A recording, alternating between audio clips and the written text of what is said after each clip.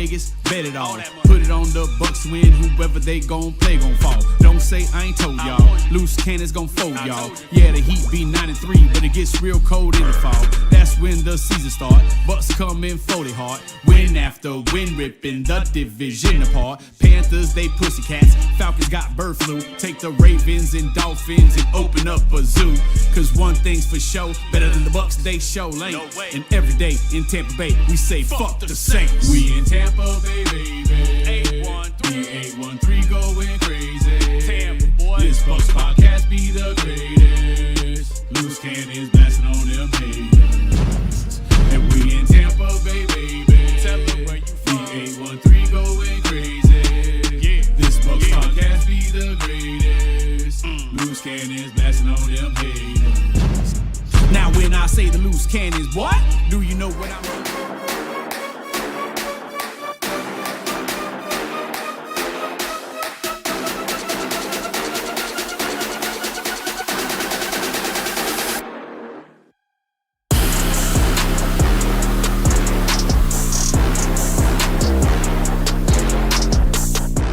What is up, Bucs Nation? It is Friday, September 26, 2025, and you are watching the Loose Cannons podcast. As always, make sure you guys hit that like button, hit the subscribe button if you're new, and leave us a comment after the show with your score prediction.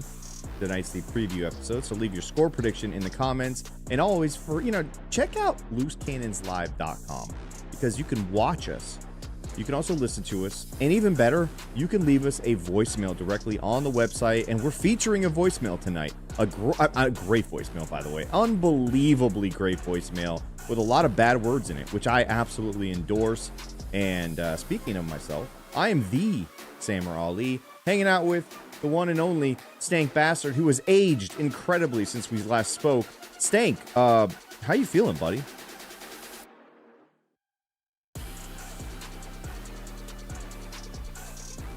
I can't hear you, Stank.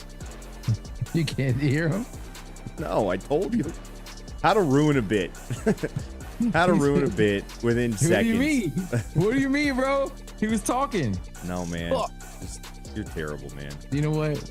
I told you to talk over him, you dumbass. All right, anyway, this is the worst podcast ever. Welcome to the Loose Cannons podcast. We're going to preview the Bucs and the Eagles tonight, Stank. And this is a matchup that true Bucs fans know. This was fuck the Eagles before fuck the Saints ever happened. It was. Somebody said Stank taking the Ozempies. Really? Thank you, man. Do I look like I'm on that good shit? He was talking about the scalp. Oh, can you sit? Can you sit? I had to adjust my shit. Sit in the spot that I've taped for you. I'm not your child. Sit on the blue tape. I don't appreciate the way you talk to me. I don't appreciate the way you talk to Vixen before the show started. And this whole entire chat room doesn't appreciate your tone. All right. I wish you would have just stayed in Mexico, bro. All right. No, listen. Right now, you need to sit back. Okay. You put the wrong end of the cigar in your mouth. Okay. I was heated. Yeah. Well, you know what? We got some good news to talk about. Hopefully, I think we have some good news to talk about. Relating to one Tristan Wirfs and one Mr. Chris Godwin. So Stank, who do you think's making their? Who do you think makes their debut this Sunday between the two? Both. Otherwise, they wouldn't have sworn our local media to secrecy. Why do that? Unless you're trying to, come up with some crazy scheme and game plan like we did with Atlanta week 1, where you just turn this whole fucking offense on its head. You never know. Baker might be playing center this week. They could completely switch it up, and that's kind of like what I like about this team this year. They're unpredictable. I asked you who you thought he was going to play, and then you start talking about Baker playing center. I told you. I actually answered the question. I said both of them are going to play. I have this feeling. I think Tristan's definitely playing. I think they just can't afford to go through what they did last week. They're facing the Eagles, better defense, in my opinion. Obviously, they don't have Nolan Smith, so that helps out. But I just have this weird feeling that Chris Godwin is just this, this kind of make the defense think about it scenario, but he's not quite there. And I just don't feel like he's ready, man. I don't know. A couple of days of practice. You hadn't seen him 2 weeks ago. All of a sudden, he practices for a week and a half. Yeah. That's scar tissue. He's playing. He's practicing this week. He's playing. Yep. You think he makes impact? Yeah, I don't think they're putting him out there unless he's ready to go out there and play. Is he going to, catch 8 balls for 120 and 3 touchdowns? Probably. But I wouldn't bet my mortgage on it. Regardless, he's the threat. And if he's out on the field, the Eagles have to respect that because he's capable of doing damage. And like I said, I just don't think that they would do the decoy shit. They would sit him. They would have put him on IR. He would have come back, and I think they've pampered him enough. And I think he's going to see the field this week. Yeah, I think he sees the field, but I think he's going to have a handful of plays, and they're going to have him on a pretty strict pitch count, in my opinion. Because if you remember the Dallas game when he came back after that other injury, tore a hamstring, I believe, in the second quarter of that game, and we didn't see him for another 4 weeks. And that fucked us up a lot. That was when we were having the declining Tom Brady season. So I think that's in the back of their minds. Emeka, coming on strong. I feel like you got Tez, you got, what do you call him, Naughty Miller. I think you have some good depth there to where they might be comfortable just letting him kind of handle maybe 15, 20 plays total the whole day and see how it goes and kind of keep him out of harm's way as much as they can and just kind of ramp him up. I don't like the idea of taking a guy who's done really no training camp, no offseason, no preseason. It's week 4, so he's missed 3 actual games. I don't feel like that body's ready to hit the field. He had the entire preseason. He's been working out behind the scenes. You got to ramp him up, though, man. We've had 3 weeks of football. This is his ramp up. Is he going to be on pitch count? Yeah, I'm sure he will be. Not going to go out there and play every snap. Not in this heat. Yes, but at some point, you got to take the training wheels off, man. And I think he's ready to roll. Otherwise, he wouldn't practice this week. And I guess, like I said, they would have put him on IR. But really, we were expecting that he might play week 1, and they have been kind of slowly giving him a little bit more breathing room because we haven't really needed him. Emeka's been amazing. Now we fucking, now we need him. I mean, we got a guy like Tez Johnson who looked like the best receiver in preseason and hasn't touched the ball yet because Baker missed him for an easy touchdown. But I mean, I think that's his only. I believe that's his only target of the entire season so far. He's had 1 target, 0 receptions. If I'm correct, and somebody in the chat can correct me, or we could have the lovely intern Vixen maybe look that up for us while we're working here. Actually doing a show, you know what I mean? And so you guys say hi to Vix. Yeah. What's good? Find that out. Hello, everybody. How many targets does one Tez Johnson have so far in 2025? See, we got an actual team here, Stank.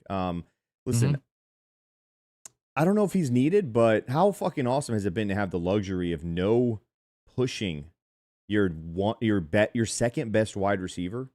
You don't have to, you don't worry about it. I got a guy named Emeka who's playing like fucking wide receiver 1. We'll get to him later. But let's go over back to Tristan. I think Tristan's ready to fucking kill some people. I think this guy's been ready, in my opinion, for 2 weeks. They've just been making sure to protect himself from himself so that they don't have a bigger problem on the offensive line. But I think Tristan's hitting the ground fucking running, man. Now Tristan was ready in the Titans joint practice when he nearly charged the field with a crutch. He's been dying to hit somebody. I agree. So yeah, now that he's out of heart, I can't really do any damage. That kid's gonna play, man. He's gonna play. Is he going to play left tackle? Yeah, that's the question. Is he gonna play left tackle? I feel like that's why they were a little bit secretive. I think they were running some scenarios where he's at right and they keep everything the same. As Latte kind of alluded to 2 weeks ago, that maybe that's the game plan. But I don't know. I guess we'll fucking see. It's a weird game to be trying new things because. But that's the thing. Like, Todd kind of answered somebody's question about it and said, we're going to take a look at it. We don't know yet. Kind of, plain vague gray area coach speak shit, which, makes sense. But so let's put on the Todd Bowles hat for you, Stank. Are you going left tackle, Tristan Wirfs, bringing Graham Barton back to center and Ben Bredesen back to left guard? Now you got 3 guys back in their spots and you solidify a whole side, or possibly keeping Graham Barton outside of the center spot and moving him to left guard, which again would be a different one for him, and keeping Ben Bredesen in center, or you flipping Tristan all the way over to right and trying to go on off in terms of your weaknesses.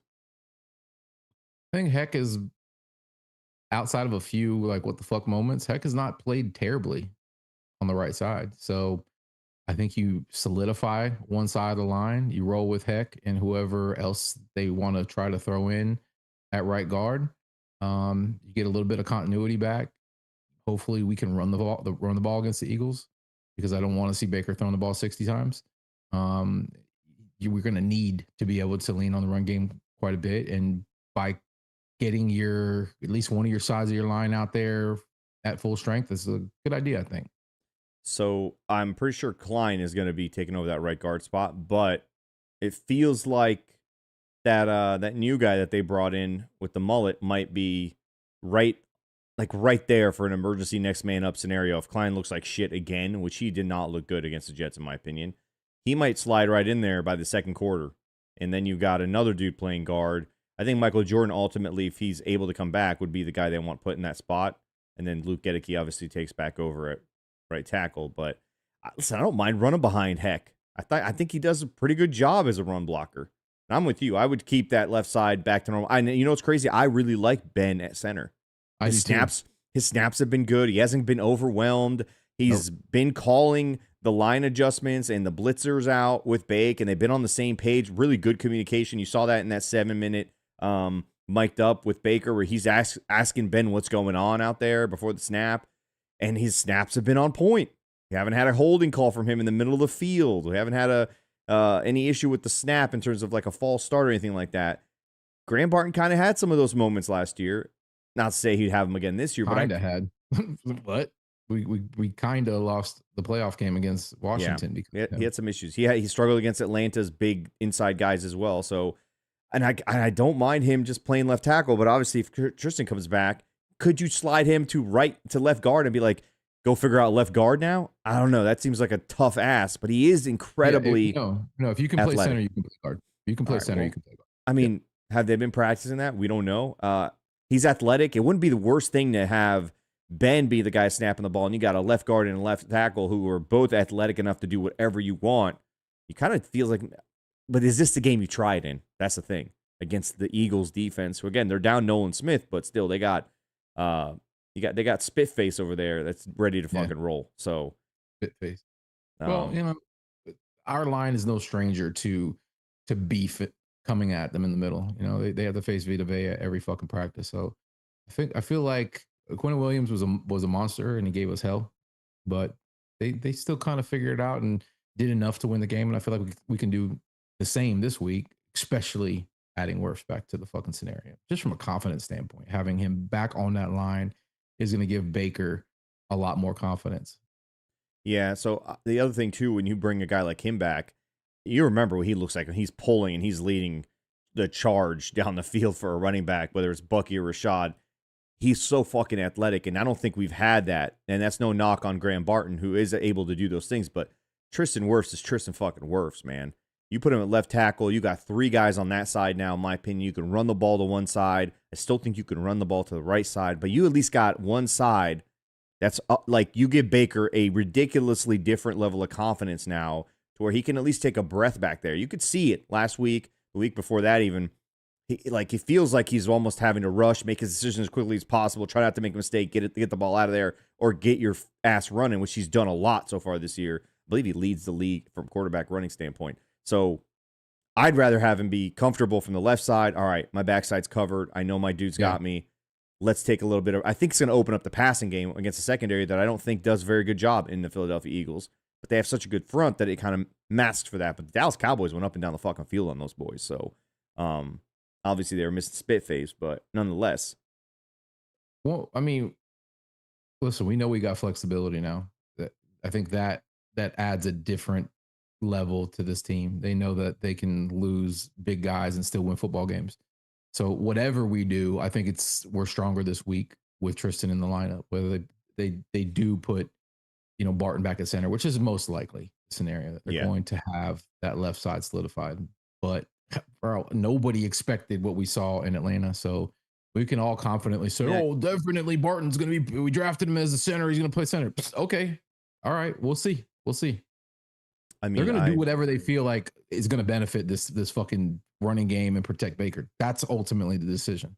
Yeah, and the backup guy I was talking about, Mr. Mullet, is Feeney. That was his last name. I Yeah. couldn't remember it. I just have a feeling, man, if Klein has a couple of more of those holding penalties, first couple of plays or first couple of series, they're going to just have to make that move and hope that he can at least come in with his experience and at least kind of level things down a little bit, because you can't have a 7 penalty drive against the Philadelphia Eagles No. and hope to come away with a win. And that kind of talks to the next point.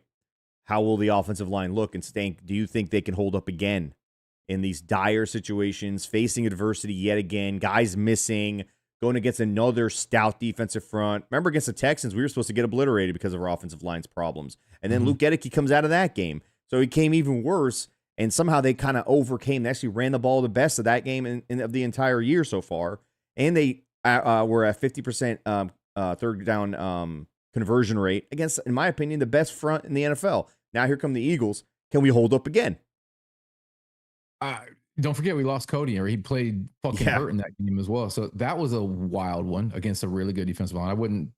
I'd say top 3. I don't know if I put them 1 right now. I think they're the best. Cleveland's got to be in the discussion just based on how they played. All right, so maybe from a player to player standpoint, talent wise, you got just absolute dogs up there. You got Danielle on one side. You got fucking Anderson on the other side. They just have a stout line, and we ran the ball down their throats. And I think we could have run the ball even more if we kind of stopped getting cute at the end there. But can we do it again, Stank? Can we do it again against the Eagles, who are down Nolan Smith, who I think is a massive, massive miss for them because of the fact that we don't have a tackle on one side, and he would absolutely work him, in my opinion. And we got Tristan coming back. I think they can. I think they might play better than they've played so far all year. Real Box Talk says Wirfs will be left tackle. You know what? Maybe he's going to play right guard. Right? You seem awful confident. Right? You never know. Maybe he's going to take O'Keefe's spot, and he's going to be that H-back. Grizz is a crazy man, bro. Look what the fuck we did week 1. So you just don't know. You just don't know. But yeah, more than likely he's going to be left tackle. Yeah, I think I don't know, man. I'm with you. I think that confidence that he brings to the table in that room, to that huddle, everyone's just going to settle down and be like, hey, we got Tristan Wirfs on this side. You guys can throw Jordan Davis at us and let's see what you got. And I think they'll do well, man. I think we'll run the ball well, which is kind of crazy. But if we give Baker some time, I think he can pick apart that really. They're a young secondary. And I believe the one guy who's the elder statesman in that group is not very good. And he hasn't looked good all season. No, for some reason, I'm feeling good about this game, which is not a good sign. But I typically I was gonna say you haven't shown any LDE yet, which is odd because this is the game. Dick energy is not really proportionate to wins and losses. I mean, look, I wasn't even in the building last week and we won. So you just never know what bringing my energy in that stadium is going to be like, which is why I'm always active. Sometimes I'm doing laps. I find Leprechaun and me and him just do circles. Last year I watched, most of the game in the bathroom. So me and my daughter we were relegated to eating sushi and then had to run out to watch Mike Evans, get the game or the fucking record breaking catch. So I'll do whatever it takes for this team. The question you need to ask yourself at home right now, and I want you to go into the mirror right now, wherever you're at, go walk in the mirror, walk really into close, the walk mirror, right up to the mirror, like you used to do when you were a little kid, when you would look in your own eyes and get, it would scare you a little bit. And you're like, what's in there? I want you to look in the mirror and ask yourself, am I doing enough? Did I do enough this week? Did I follow the rules? What rules did I break? What rules could I have added? All right. Cause Thank's not a fucking genius, right? How could I help this football team? Maybe it's not watching the game at all, right? Maybe it's not.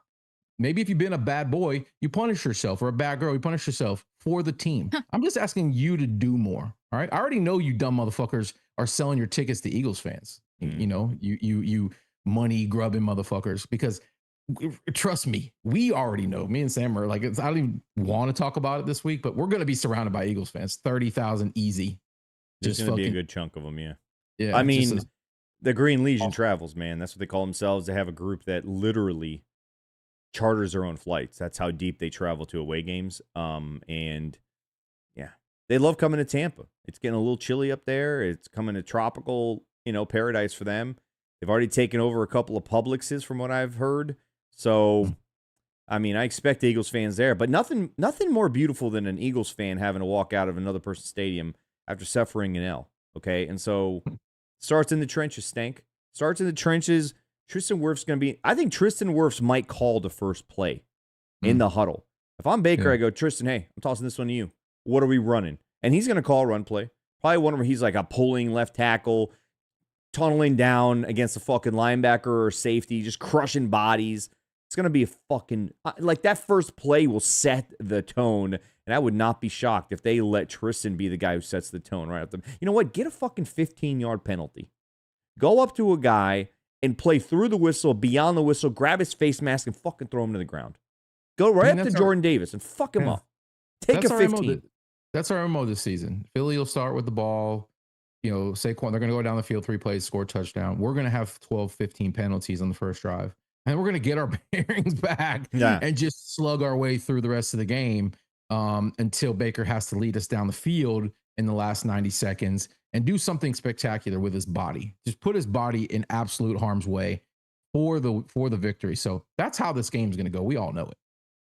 Yeah. And you know what, man? I miss Red. That's like, I miss that. And Cody Mock's not there. Tristan needs to say, you know what? I played with Red. I played with Cody, obviously. I gotta channel my inner Red. I gotta channel my inner ginger. Feeney's a ginger a little bit. He's got a mullet. He's a ginger. He's got weird mustache, facial hair thing going on. Yeah. I feel like Tristan's just got to channel a little bit of Ryan Jensen to start this game. Just kind of make sure that no one's fucking with us. And I think that sends that message. Ryan Jensen was such a dog at that shit, dude. Big games against big dudes who are supposed to fucking bully our line around. He would just make sure he sent a quick message at the beginning of the game. And I fucking loved it, man. Tristan Wirfs, I'm looking right at you, man. You've taken 3 fucking weeks off, okay? You skipped training camp. I get it, man. You've had a fucking cushy-ass life so far. You won a fucking Super Bowl as a rookie. You don't even know what a struggle is. So I need you to put on your big boy fucking britches, okay? Don't even wear pads. You know what? Don't even wear a cup this fucking Sunday. Let it all fucking hang out, okay? Let it hang. You think NFL players wear cups anymore? Hey, I don't know, man. They don't do it. All right, well, whatever it is, go straight up. Just pants, nothing else. Just go fucking punch someone in them. Literally punch. Don't punch them, actually. But you can open hand slap, apparently, in the NFL and not get punished. So do that. Set the fucking tone early. Get a 15-yard penalty. Look at Bacon and be like, hey, I did that for the whole team. All right, we're going to swallow it. We're going to get a good first down here in the next couple of plays. We'll be fine. Tristan dyed his hair red, everyone says. I don't know about that. I think he's part ginger anyway, so we're good. Oh, maybe. Next topic, Emeka Egbuka. Stank, he's wide receiver 1 now. All right, fourth game of his extremely long Hall of Fame career, and he's now being asked to be wide receiver 1. He was asked to be wide receiver 2, and he was drafted to be wide receiver 3. Okay, stepped right in and said no problem. Had a fucking ridiculous one-handed catch over Sauce fucking Gardner, one of the top corners in the NFL. And he just said it wasn't even a top catch of his career. I mean, in his life. This guy's like just saying another day at the fucking office. Okay, now he's being asked to be wide receiver 1, Stank. And wide receiver 1 comes without Mike Evans taking all the attention. Without Mike Evans getting the brackets and the double coverages and the rolling coverages. Now it's Emeka. How is Emeka going to adjust to the fact that he's going to be the guy now the defense is honed in on? They're going to have him matched up with Mitchell, who I think he should be able to beat. But they're going to roll coverage to him. They're going to make sure Emeka doesn't beat them. So Chris Godwin obviously might be the guy on the opposite side. Pretty good bet to take, in my opinion. But how is Emeka's response, you think, Stank, to that? How's he going to actually, again, that's wide receiver as a rookie is not as easy as people think. Does the kid not carry himself like he's been a number 1 his entire fucking life since Pop Warner? Yeah. Like he doesn't seem to be fazed by any of the pressure. He seems to just honestly thrive in it, ask for it. He doesn't seem concerned. Somebody asked him the same question. What do you feel about getting, number 1 receiver rep? I mean, that's what the kid has been. He's going to produce, but go ahead. Throw all your resources at him. Forget about Chris Godwin being on the field. Completely sleep on Sterling Shepard like every other team's. Just unbelievable. Let Bake and Sterling, rekindle their fucking OU connection. Oh, don't forget about Bucky underneath. And maybe Grizzard's like, you know what? I forgot this guy 88. Maybe we can put him out in the passing scheme this week a little bit. Maybe Payne Durham catches a ball or 3. I don't know. We got guys, that can attack the middle of the field. They haven't felt comfortable relinquishing them, and they want some additional protection back there at times. And, Baker's only had 3.4 seconds to throw the fucking ball because the pocket has not been pretty. So now I think we get to see a little bit of what our passing game can be. Emeka hasn't even seen that yet. No, the other thing too, man, when you're facing those double coverages, those bracketed guys, you've really got to have an IQ to understand what they're trying to do to you, to understand where to go, where to find those spots. Another important part of that is Baker and Emeka seeing the same thing. Again, he's never been asked to do this because he hasn't faced. He's been one-on-ones most of his NFL career so far. So and don't say he hasn't done it. Don't say he hasn't done it. By the way, he hasn't done it at the NFL level. Yes, he has. We happened to drive. We drove down the fucking field and won the game. But they weren't going to change coverages in the middle of the game. They weren't going to change coverages, but sure, Mike Evans wasn't on the field, and we were still able to produce. No, I get it, but now they adjust. But now he's going to a game where they were game planning against him. Okay, so that's a different scenario. Will he and Baker be on that silent communication, that wavelength to where we just know where we're supposed to be in any given coverage, any scenario? I don't know. We'll see. We're going to find out. He's been a pro. No, he's been an absolute pro. So it's just going to be an adjustment, in my opinion. But first of all, you mentioned tight ends, as they say on the Pat McAfee show, T's and P's to Ko Keith. Okay, huge Ko Keith fan here. Huge Ko Keith podcast. Jerry and Ko family. All right, that whole Keith family is family with us. So T's and P's out to Ko, who is going to be out for the rest of the season. But he will be back. Okay, you have to have a guy like that on your team. That guy's glue. Doesn't complain. Does what he's supposed to do. Blue collar fucking guy. Comes in, just goes to work. Lunch pail guy. Grizzard called him an enforcer. You want guys like that. It's like fucking having that guy on the hockey shift that's going to do all the dirty work that nobody likes to do, and he just fucking revels in it. And he does. Going back to the connection between Emeka and Baker. I think Baker's got to get on Emeka's level. That's the feeling I get. Like Emeka's ready. Emeka's ready to be the number one. Baker's got to get on Baker's got to communicate. Seems like you're being offensive right now. I mean, they have a pretty good connection. But what I'm trying to say is Emeka's even better than we've seen so far. Oh, we're definitely just scratching the surface. 100%. Being in that role is where he belongs, and I think he's ready to show it this week. And, bring the safety help, bring all that shit. Grizzard can move him around. He can still get one-on-one coverage. It's going to be a chess match, and with protection, we get to see a little bit more of what Josh Grizzard's offense is going to fucking look like, because I think it's just been, survival mode up to this. So last year he was here, so he went through that stretch of games where he didn't have Chris or Mike, right? And then all of a sudden, Cade Otton became tight end one for most fantasy owners. Guy was getting ridiculous amount of targets, was almost unstoppable in the first half of every one of those games. I expect this to be a Cade Otton game. I expect to see the crash test dummy just getting absolutely demolished down the field, first down after first down after first down. And it's time. Emeka's going to get the coverage. He's going to get the attention. You got Chris Godwin. They're like, he's going to have to prove to us that he's ready. You got Tez Johnson, we talked about, hasn't caught a pass yet. Stretch that fucking defense all you can. You protect Baker and you let Tez Johnson get down there. You got Sterling Shepard, he should have 2 touchdowns already in this season. He's right there with Baker. But he's way more focused than he's ever been as a Buck. I think he was a little immature last year, but I kind of like the fact that they're still going to go, and I don't know. Obviously, we don't know, but I have a feeling they're going to try to just double bracket and kind of take Emeka out of the game, thinking he's their guy that they're going to go to. I think he's still going to make plays, but it's just going to open up everything else. And like you said, dude, Bucky, Rashad, the quick passing game. We saw it last week when we had no offensive linemen. We saw it last year. We had no wide receivers. The Bucs have such a good, fallback game plan with that experience, having gone through what they did last year. I think that the no Mike Evans thing last year is going to help this team more than people realize, and I think they're going to be fine. No knock on Mike, obviously. He's a fucking Hall of Famer. No, you don't replace Mike, just like you don't replace fucking Elijah Cansey. They got to figure it out. It's next man up. I know it's cliche, but you've got other guys who are different. It's just going to be different. Tez Johnson is going to have a bigger role in this offense.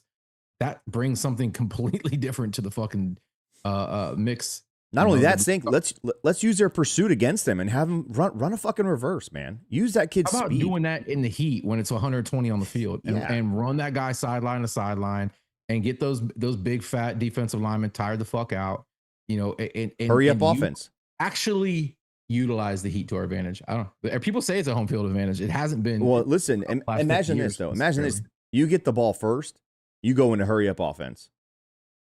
Go into hurry up offense. You get a couple of first downs like that, you just keep rolling. Don't even fucking sub. Make them keep their guys out there. Big boys are going to be huffing and puffing.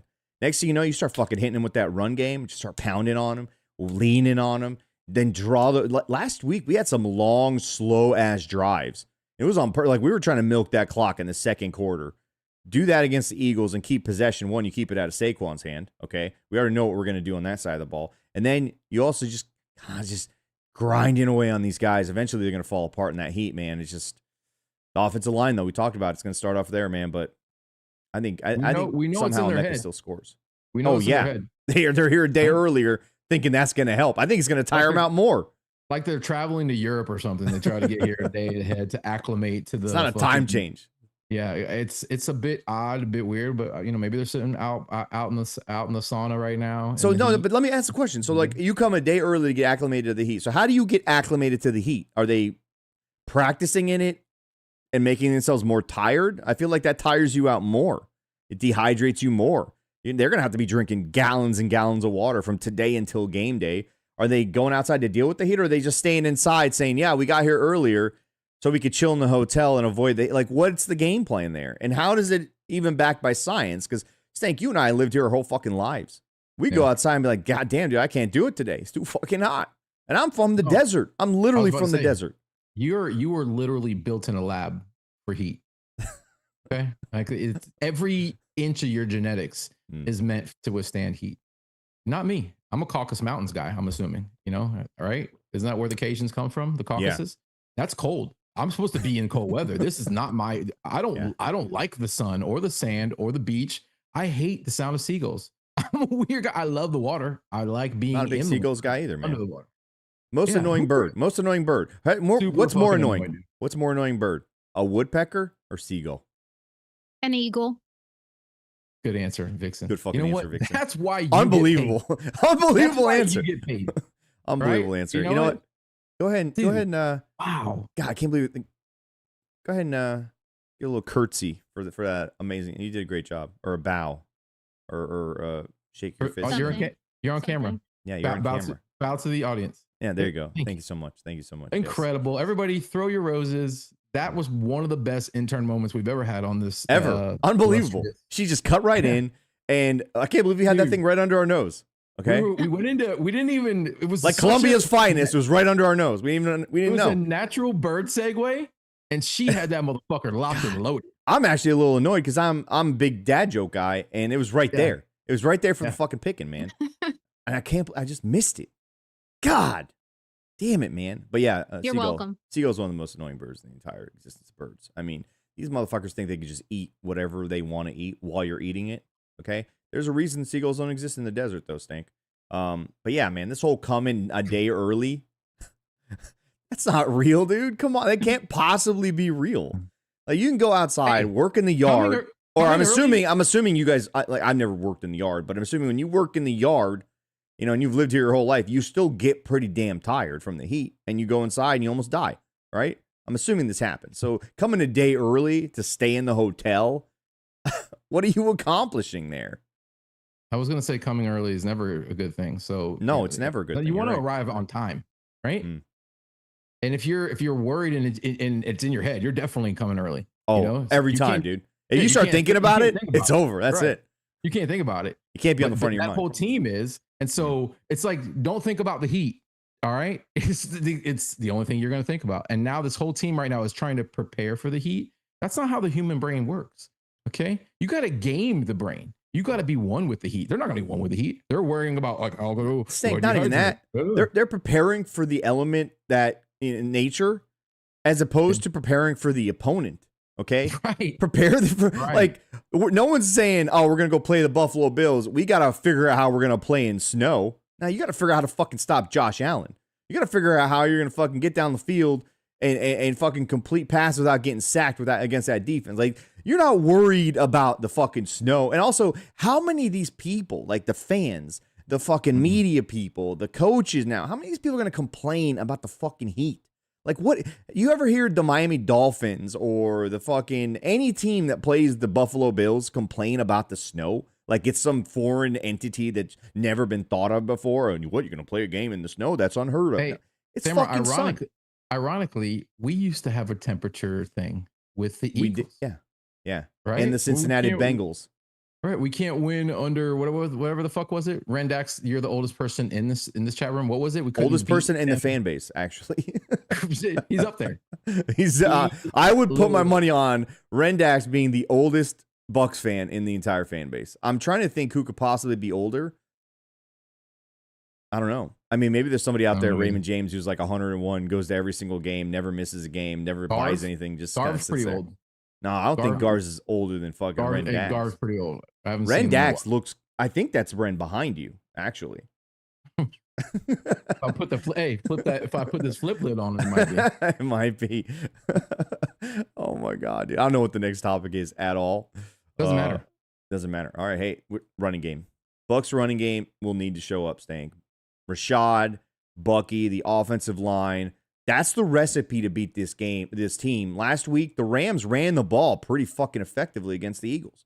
And they struggle stopping the run. I think they struggle stopping the pass, honestly.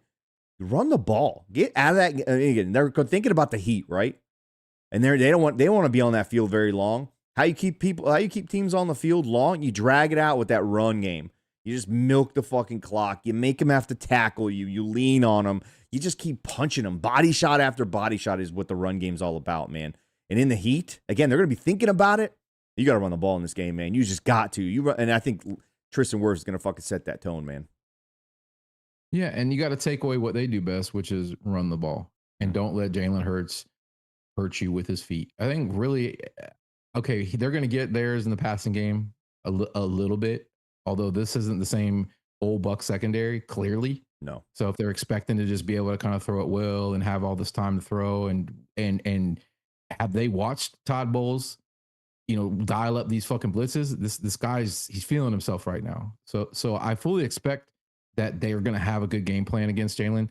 Todd typically fucking does. Yeah, he does. And if we're able to put some pressure on that offense by us scoring, so where they're going to have to actually be aggressive and push the ball and not have to rely and be able to lean on that run game. As long as we keep Sebastian Dennis away from covering Saquon Barkley in the open field, I think we're good. Right? Because that should be the only thing on the play sheet. The entire play sheet for the Eagles should be like, how do we get Sebastian in coverage against? But I mean, we played 3 teams that tried that. And I mean, probably not the Jets, but let's say the first 2 weeks of the season with the Falcons and the Texans, and they did get one on him. And then after that, it was just nothing. And they never went back to that well. The Bucs adjusted somehow, whether it was, rolling the coverage with the safety or whatever they did, or played, dropping Hassan Reddick more into that space to kind of throw the timing off, whatever they were doing. But yeah, I mean, if you stop their run and you run the ball, you're doing 2 things there. You're not only stopping them when they have it, but you're also keeping them from touching the ball. And I think, like you said, Stank, Todd is good against Jalen Hurts. For whatever reason, he knows how to kind of get in his way and possibly, mess up what he's looking at. Maybe he understands how he likes to read defenses. Maybe he's not, going through all his progressions. Whatever it is, he's got a way to stop him and kind of slow him down. And last year, we got a massive lead on those guys. We built that lead up and it immediately takes Saquon Barkley out of that game. If he doesn't have that run in the third quarter that was really long, he doesn't even average, I think, over 1.5 yards a carry. So you take that game away from them when you just force them to have to score. And I'll take my bets, dude, that our new look secondary with Parrish, with Morrison, with a revived Jamel Dean, with Zion McCollum, we got Tyke Smith now back there, kind of Roman playing as that, crazy little piece that's just always all over the place. And you got fucking Antoine Winfield 100% healthy, okay? I'll take that versus Jalen Hurts all day long. And they got a guy in A.J. Brown who's just ready to fucking have a fucking temper tantrum at any moment, right? Get these guys frustrated. Take that run game away from them. 100%, man. I don't think Jalen can do it. It's just not his game. There's a reason that he hasn't done that. It's because they go away from that. If he was that guy, they'd probably lean on it a little bit more, but they don't. So I don't know how this run game conversation turned into that, but Well, I great. mean, we're talking about their strengths against our strengths. I feel like we match up well against them. Where we don't match up well against them, and honestly, we're completely outmanned, and we have absolutely no hope. So we better produce on offense and defense because our special teams is going to get their dick kicked in. Okay, the Eagles. Did you see what they did against the Rams, bro? They were destroying them up front. I'm afraid They should have had 4. They should have had 4. Yeah. They should have had 4 block kicks. And they were saying, I was going to say, they were saying they knew the trajectory of that kicker's kicks to where they knew where to go and try to get in the way. And they almost had 2 more. I mean, to block 2 kicks in 1 quarter is pretty fucking wild, dude. We've had a block field goal. We've had a block punt in back-to-back weeks. Our special teams outside of week 1 has been absolute dog shit. And week 1 was only because Cam Johnson had a couple of good returns. He almost had one that went all the way. Other than those 2 moments, they have been absolutely dog shit at keeping guys off of our kickers' legs. And some of it's the kicker's faults, okay? Cocky motherfuckers, okay? I don't like that shit sometimes. Just do your fucking job and shut your mouth, kicker. I don't want to know anything about you. I don't want you dancing. I don't want you getting interviewed. None of that shit. So these guys love the spotlight, but I'm with you, man. Jordan Davis, up the middle, like, you got to fucking figure that out real quick, because if they knew the trajectory of that guy's kicks, they're already fucking taking. I mean, we've already had a kick blocked. Our kickers already missed shots he shouldn't have missed. So they're thinking, they're going to have something for him. Yeah, and hopefully what we have for them is that we just don't kick or punt the entire game. That's the way. That's doable. Just 2-point conversions. Go for it on 4th down every time. Never punt. I don't care if you're on your own 19. You figure it out. All right. Don't put the hands of the game in the special teams' hands this week. It's not a good look. It's going to end up in disaster. Just don't do it. Okay. That's how you avoid losing in the other phase of the game, which we're terrible at right now. Absolutely dreadful. We got the slowest wind-up punter I've ever seen, bro. Like he's out there taking practice golf shots. Like he's just working on his swing, bro. Because that dick takes a long time to be on. No. Okay, he needs something. It's too slow. He's suffering from slow dicks. Yeah, bro. It's too slow, man. I don't get it. I don't know. I mean, no one's getting it if it's that slow. I mean, yeah. I'm with you, man. But yeah, Rachaad White and Bucky Irving need to do well. That's what our topic's about. Honestly, I do think they should throw the ball to them a little bit more. They started off the game pretty well with that, but against this team, you got 2 linebackers. I don't know if they practiced today. I didn't check, but they've been limited most of the week in practicing in Braun and what was his name? Campbell, the rookie, who, by the way, looks pretty fucking good. Those 2 guys have been kind of gimpy going in this game. So if they play or don't play, I still think you need to attack them with the screen game. Got to make them work in the run game. Kind of swing that ball out to those running backs. If those wide receivers are going to get a lot of the attention going to Emeka and some of these younger guys who may or may not get open. You know, Sterling may not get open against some 1-on-1s as much as you'd hope. You got to lean on Rachaad and Bucky to be able to take that mantle. Of course, we talked about Cade Otton. Crash Dummy Cade's going to have himself a fucking game, in my opinion. But throw the ball to Rachaad and Bucky and make these fuckers try to tackle him and have to bring these guys down in the heat. And I think it all starts with the O-line and those 2 running backs, in my opinion. Samuel, there's another worry for me. Okay, slowly as this podcast goes along, you're gaining worries. Yeah, my dick energy is slowly depleting. It's depleting. How do we endear ourselves to the referees? What are we doing wrong here in Tampa? What are why are we not flirting enough with them? What kind of food are we giving them in the locker room? You know, are they too hot? Do we need to give them a little cool? Do they need personal fans? Maybe those cool towels that stay cold on your neck. Stressed out. They don't like us. Yeah, it may because that piece of shit head referee last week was out there just taunting us. Oh no, that's because Todd Bowles is married to that guy's high school sweetheart. Yeah. So I mean, that game, he did everything he could, and Baker just kind of ripped that game away from him. That guy was more pissed off than the fucking Jets, in my opinion. But yeah, maybe we're not giving them good eats before the game. Maybe we don't give the referees' locker room, good enough quality food. Maybe the platters that are served are not high quality. You gotta switch something up, bro. Maybe send in some steak. Send in some steak. Send in some steak. Send potatoes. in some Korean masseuses. Put massages before the game. Make them right. Like tire them out. Yeah. Tire them out. You gotta Get tire some them out. You get some you carbs gotta, in there, so they're just all like, oh, I guess no, it's not a holding. I didn't yeah. see it. Because last week was inexcusable. I don't think I've ever witnessed a game like that, and we've seen some really bad Buccaneers teams that deserved all those penalties. They were picking on us really hard, and I think that they knew. Like, look at all these guys who never even thought you'd see starting an NFL football game, and they're out here. We're just gonna make them pay with flag after flag after flag. We won't beat the Eagles and the refs if we have a repeat of what we saw last week. So they got to change something. And I mean, we've done it for 3 straight weeks, Stank. We've beaten the refs and the opponent for 3 straight weeks, it seems. I mean, the Texans game was pretty. Remember that fucking punt return where 2 fucking penalties got picked up somehow? You pick up 1 flag, I get it. You picked up 2? What, on 2 obvious fucking penalties? The worst part about that was the broadcast. They brought in their chief referee to be like, no, he's like, no, there was no. Those are fine. Yeah, I'm like, get the fuck. You work for the fucking network, you asshole. Of course. Fuck are you? They're never gonna talk shit about the NFL product. That's why I always think that whole referee in the box, that thing's such a fucking gimmick, dude. It's just to make you fucking feel better about the refs when they're clearly fucking wrong. They're clearly wrong. And the one guy's doing Gillette commercials between fucking games. He's out there like, yeah, it looks fucking great. It looks great to me. Yeah, it looks fine. I didn't see a penalty there. You know what? It's a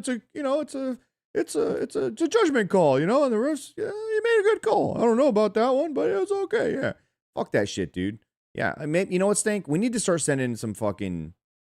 Let's send some New York strip in there. All right, some fillets. I mean, let's class up the referee's locker room, right? I mean, we went to Kansas City. They wouldn't even let us in. It was so fancy.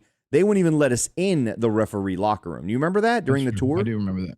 And they said, no, you guys can't go in here. That's for the referees. I go, why? She's like, it's too quality for just anybody to walk in there. Which is the only reason we lost that game, because I didn't get to put my feet in the referee's locker room. Dude, it's right next to the Chiefs locker room. It literally has, you know how you can get hotel rooms and they got that little suicide door between the 2 rooms, right? They had a door between the referee locker room and the Kansas City Chiefs locker room, but there wasn't a door to the visitor side at all, right? So it's a little suspect right there. Or as the kids say, sus. Yeah, it is sus. You know, we have a secret weapon this week, and nobody's talked about it. Not even Greg Allman, who talks about everything. Our secret weapon is going to be in the broadcast booth this week. That dimple face freak needs to be on the field early, putting his arms around the refs. Like, it's part of his job too, because he's a Buccaneer for life too. Right? Talking about Tommy? I'm talking about Tommy. Tommy's going to be here. Right? Tommy's doing the game? Tommy's doing the game. Well, why is it not a 4:00 game then? I don't know. I heard. Am I wrong? Am I making they this got, shit They up? got the Fox A team doing a 1:00 game? I heard Tom. We need interns to find this out. Somebody find out. Intern Dixon, now, call up Tom and ask him if he's going to be here. Yeah. Be like, hey, are you coming to Tampa for the game or what? Yeah, sure. Let me speed dial him really quick. Yeah, I like that. Thank you so much. Yeah, listen, I'm with you, Stank. I didn't even think about that. That is a fucking good angle, though. Yeah. We need Tommy down there just, arms around the necks, hand down, kind of just grabbing referees' asses, just giving a little squeeze. Hey, guy, take care of my guys tonight. He hates the Eagles. He's lost Super Bowl that fucking team, all right? Who likes the Eagles, bro? Nobody. I'm just saying, there's no way. Like, Tom Brady hates them. He loves winning more than anything. And he had a Super Bowl torn away from him by the Eagles, okay? He lost to a fucking guy who looks like Napoleon Dynamite out there, okay, who caught a touchdown pass in that game, okay? So, yeah, if anyone in that building hates the Eagles as much as Bucs fans hate the Eagles, it'd be Tommy fucking Brady. So Tommy needs to go down there and fucking massage some backs and shoulders and, smack some asses in that referee locker room and down on the field. I agree with you. A little slap ass? A little slap ass? Didn't hurt nobody. Slap ass. A little slap ass ain't hurt nobody. It's hard. Tom's that guy. We saw him in person, and when you're close to him and you lock eyes with the guy, it's something weird. He needs to do that. We know he's not human. He looks emaciated. He always looks hungry. Tell me a time you've ever seen Tom Brady and you're like, he always looks starving, dude. He looks. Yeah. He always looks like he's on the back end of a really long fast. Always. Yeah. He's on a fucking permanent fast. I honestly get worried from, which is why he's always been so angry. I think he's just fucking hungry, and the only food he really cares about is rings. He fasts so long. He calls it a faster. Yeah. He wants to do it faster. That was a dad joke, but you know what? Absolutely. Yeah, that's what I was going for. Come on, man. You know how it works. Hey, absolutely. Tom Brady's secret weapon. All right, Stank. We haven't talked too much about defense for some fucking reason. All right. It's the Hassan Revenge Tour game 2. Okay. Yeah. This is the team that traded him to the Jets, who he ended up fucking hating. Couldn't wait to get the fuck out. Okay. So he kind of blames them. All right. He didn't win a Super Bowl with the Eagles, but they won after he left. Okay. That's gotta bite his ass a little bit, right? That's gotta hurt him. All right. And the defense as a whole, Jalen Hurts, Saquon Barkley. Last time we played this team, we had a fucking party on that side of the ball. We were having fun.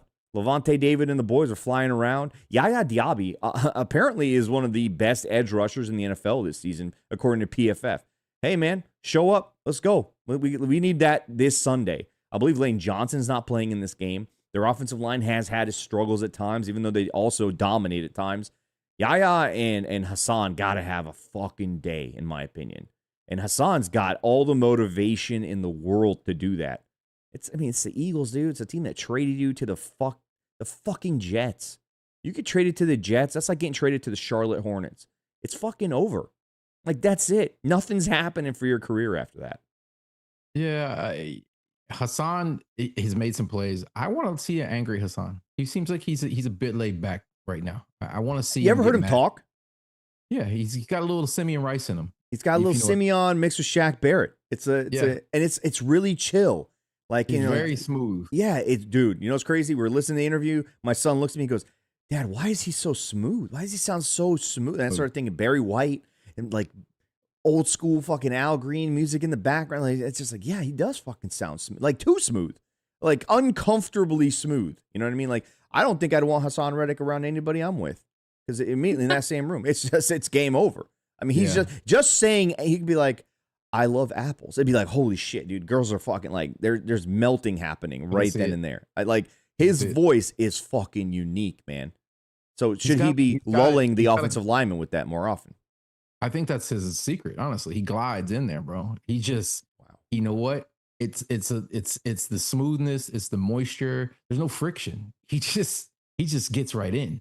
You know what I mean? And that's game. Honestly, that's the definition of game. That's that NPR radio jazz station that plays at 1 a.m. when you're driving on the highway. You gotta get to that business meeting. You know, you just that's that voice. Hey guys, how many walks of shame has he handed out, bro? How many walks of shame has he every handed night? out? Every night there's a walk of shame happening, courtesy of one Hassan fucking Reddick. Absolutely, right. The men are taking walks of shame. Barefoot running to the taxi. That's what he needs to do to these offensive tackles and this offensive line this week. All right. He needs to take the panties. And you know what? Fuck calling it a sack, bro. we need a panty counter. A panty counter? How many panties has he dropped? How many panties has he got this season? One? Holy shit. It's not enough. No, need more. He's got to be more consistent panty dropper for this defense. Yeah. I'm with you. You got QB dropper or panty dropper? I think panty dropper. He drops Jalen Hurts panties in this game. Absolutely. And just like slingshot him into the fucking stands. Yeah. Maybe it'll land right in your face. Just like a fucking sweaty ass pair of panties right in your fucking face. Courtesy of one smooth jazz operator, fucking Hassan Reddick, man. Smooth operator, bro. Smooth. It's a Friday show. We haven't got many of these lately. No. Friday shows are usually call-in shows. And I heard you tease the audience earlier. You said we have a voicemail. And I yearn for the days of hearing the fans call in and voicemails. Can we get a little taste of that real quick? Listen, before that, I do want to give some love out to one Jacob Parrish, who I think has been playing his ass off. And this feels like a Jacob Parrish moment type of game. It just, think about it. Rondé Barber had moments. And he had his biggest moment against Philadelphia Eagles. We got a guy in Jacob Parrish who plays a lot like Rondé Barber. He's been real close to some moments. Got his first sack last week. It's about time he got his first interception, right? His first interception against the Eagles. Could be a little bit channeling the inner Rondé Barber. Maybe he's also Rondé's favorite player. I don't know if you heard. He is. He Rondé fucking gushes over him, dude. Loves him. Rondé probably watches tape just to watch Jacob Parrish play football. Okay? Yeah. That's how much he loves him. So, yeah, why not give us a Jacob Parrish pick six against the Philadelphia Eagles? Would that not be just right down that sideline, too? On that same sideline? You know what would be amazing if right at the end he just gives a little right on the back of that nameplate. He's also the opposite of Hassan. He is a little salty. The Fucking guy's never loudmouth. smiled even once, dude. No. He's very serious. He's about his business. He fucks angry, 100%. He does. Probably. Yeah. Probably.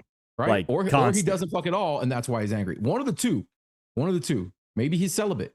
You know, maybe he's holding back. I don't know. That's why he plays aggressive football. Yeah, dude. It's like, I can't get these balls off. I gotta go grab as many other balls as I can. He's saving it up. Saving it up for the field. Is That's it time, the thing. time to explode?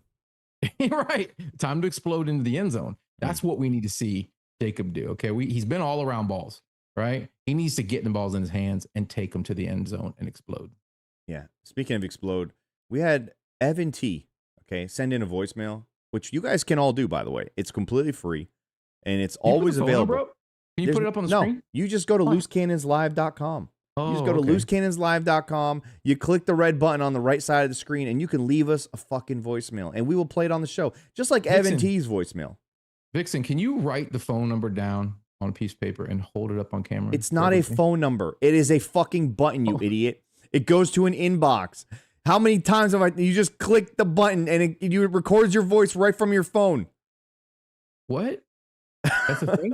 You can do that? I've been telling you about it. What? But what if I don't? What if there's a payphone outside and I want to call you? You didn't need, no, it's not a call. Lit light. It's a button on loosecannonslive. You're an idiot. So what are you saying? You're saying you got to go to loosecannonslive.com. Yes. Right. And on that internet page, there's a button. There's a button. It's red. It's red too. And you Can't click on that red button. Yeah. And then what do you talk into? How do you do it? You talk into your phone. That's how. Yeah. Oh, so you do it from your phone. You're not doing it from the internet cafe? You're not doing it on your gateway computer, unfortunately. No, you're not. You're not going into Windows 95's Internet Explorer. Oh, yeah. Yeah, it's not happening. Anyway, Evan left us a voicemail. I mean, it's the greatest way to end the show, honestly. Okay. Other than, do we even need to do score predictions? It's pretty obvious what we're going to say, right? Do we need to do I mean, we do need to do it. People use our score predictions. Let's do that, and we'll end the show on Evan's amazing voicemail. So I'm going to go first. Okay. Bold prediction. The Bucs run for 150 plus yards this season against this Sunday against the Eagles, and Baker Mayfield's not going to be getting a chunk of those like he has the last couple of weeks. This is going to be an all running back type of game, and I think both running backs score on the ground. Bucs win. We finally hit that 31, Stank. We finally hit that 31. We're going to win 31. I mean, that is a real bold prediction. It is 31-18. It's an ass whooping. I don't know that we get there, honestly. I think it's going to be one of the ugliest games we've seen in a long time. A low scoring affair. We're missing Mike Evans out there. I think it's just a knockdown, drag outs, rock'em, sock'em robots. Oh, what? Well, my mom says I got to get off the computer because she needs to use his phone. Anyways, Bucs, Eagles. The score will be Eagles 11, and then Bucs are going to edge them out 31. 31-11 Buccaneers. A close game. We eke it out at the end. Bucs get the victory, and we're going to Seattle 4-0. Oh, dude, that's my prediction. Wow, that is pretty amazing, honestly. Yeah. Vixen, you've been a pretty good intern tonight, so I'm going to give you an opportunity to give your best intern night we've had. Yeah, the best intern night we've ever had. The best. I'm going to give you a chance to give your score prediction, your bold prediction, and some fun loose cannons end of the show type shenanigans before we play this voicemail on the way out. Okay. Sorry.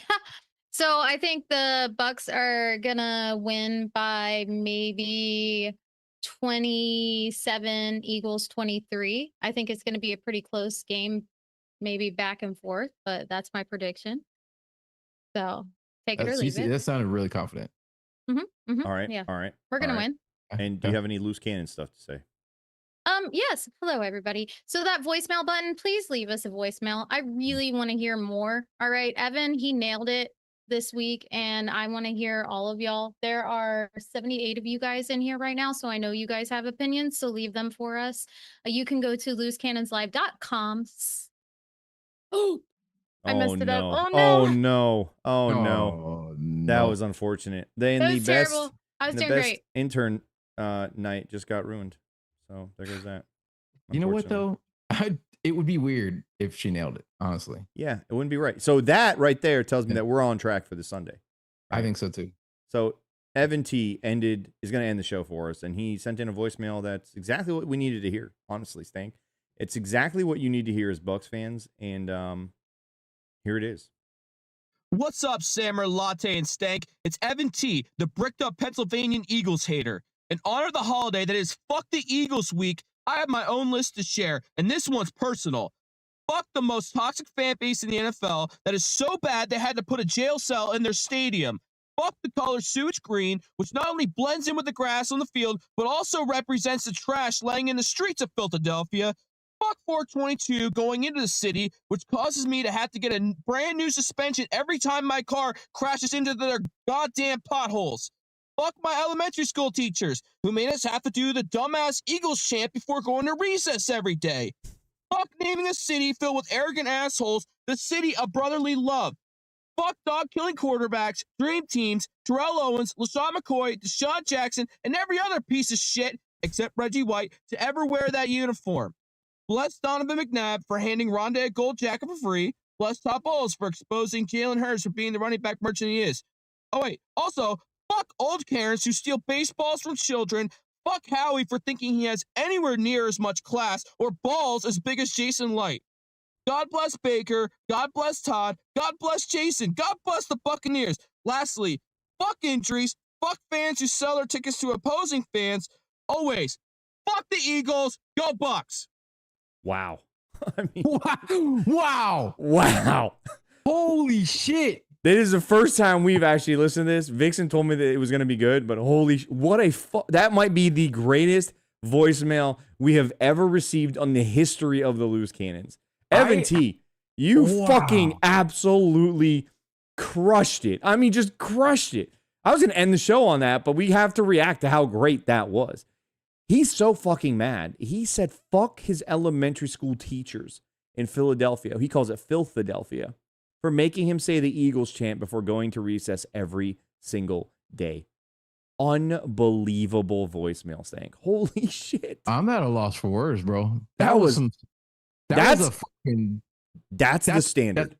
That's the standard. Exactly. If you just recorded a voicemail, delete it. Delete. All right? That's what we're looking for. That's how you get on here. That's the standard. If you guys want your voicemails, send that guy something, bro. Seriously. Yeah, I'm gonna send you a link to one of our loose. I'll send you a discount code to our Loose Cannons merch site. Get whatever you want. Dude, listen. You want to hear your voice on this show? You want us to listen to your fucking take? It's got to be like that. Okay, you don't have to say fuck this and all that shit, but come with that energy. That shit right there. That level of just dude, during that voicemail, I don't know what his balls are like right now, but during that voicemail, they were the size of bowling balls. Okay, you could feel it in the voicemail. Vix, what'd you think of the size of his balls during that voicemail? Yeah. I'm not gonna lie, I woke up, I had my coffee in my hand and I listened to that, and instantly it was just a little hot in the room. Woo! And it wasn't from the coffee. Yeah, okay.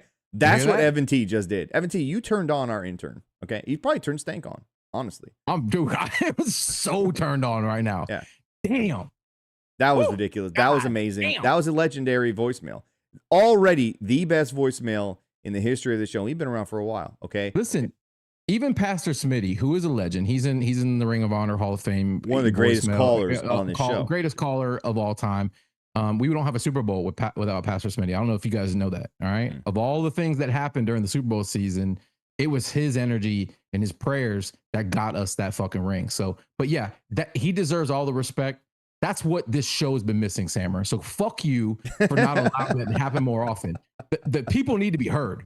All right. The people need to be heard. That motherfucker's balls were so blue before that phone call. He just released gallons of copious amounts of semen. Oh my, everywhere. Bro, that guy right there. Honestly, did he just Peter North during that voicemail, you think? He Peter North shot all over the room. He had to have. After he clicked stop recording, he probably passed out. He was so exhausted from that lovemaking he just made on that voicemail line. He just collapsed. I mean, Vixen. That's incredible. Vixen knows. Vixen knows. And Vixen, that sounded like he collapsed when he was done finally. Oh yeah. He's out. That's how you do it, guys. Right there. Don't bring your B game. All right. Bring whatever game that was, and that's Bring your above an A. balls. Bring your balls. All right. Bring your balls. Bring your bats. Bring bring it all. Bring it all to the table, and that's how you release right there. Okay. That was perfect. Just perfect. We'll see you motherfuckers in Seattle. I don't know what the show schedule is going to be like next week. We're definitely doing a show on Monday. Probably going to do a show live from a lobby in a nice ass fucking hotel, by the way, in downtown Seattle. Okay. And it's going to be fucking legendary. I think we should do it, cigars in hand, Jason Light hanging out. Maybe he'll join us. We'll see. So go Bucs and Stank. I mean, you're the old guy here. You know what it was before. Fuck the Saints. So I'm gonna let you end this one. Fuck the Eagles.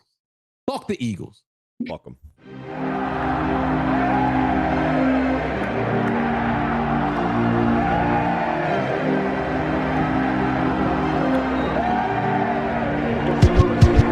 It's kickoff, set it off. Go to Vegas, bet it all. Put it on the Bucs win. Whoever they gon' play gon' fall. Don't say